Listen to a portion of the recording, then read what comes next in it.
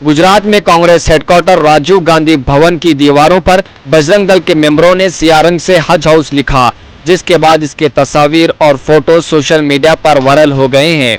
गुजरात कांग्रेस के तर्जुमान मनोज जोशी ने कहा कि ये 3 से 4 लोगों का काम है। इन्होंने कहा कि इस तरह की सरगर्मियों के जरिए हमारी छवि को खराब करने के मकसद के साथ साथ असल मुद्दों से तवज्जो हटाना बीजेपी चाहती है। आपको बताते चलें कि हाल ही में गुजरात कांग्रेस के सदर माइनॉरिटीज के हक में एक स्टेटमेंट दिया।